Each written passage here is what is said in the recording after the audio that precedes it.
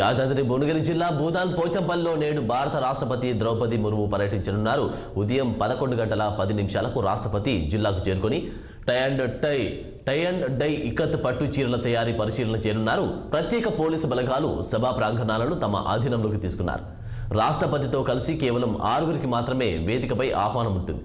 Governor Tamilisai, రాష్ట్ర మంత్రులు సీతక్క, తుమ్మల నాగేశ్వరరావు, ప్రభుత్వ విప్ బీర్ల ఐలయ్యతో పాటు కేంద్ర రాష్ట్ర ప్రభుత్వాల నుంచి 2 అధికారులని వేదికపైకి ఆహ్వానిస్తున్నారు.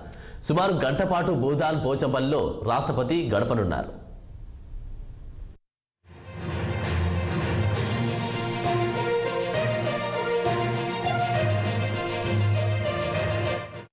పట్టణ కేంద్రంలో టూరిజం పార్కులో మొదటిగా వినోబా భావే విగ్రహానికి పూలమాల వేసి అక్కడి నుంచి పక్కన ఉన్న వినోబాబు మందిరంలో ఫోటో ఎగ్జిబిషన్ను ముర్ము పరిశీలించనున్నారు. అనంతరం పోచంపల్లిలోని నేతన్నల ఇండ్లలోకి వెళ్లి వారి యొక్క స్థితిగతులను తెలుసుకోనున్నారు.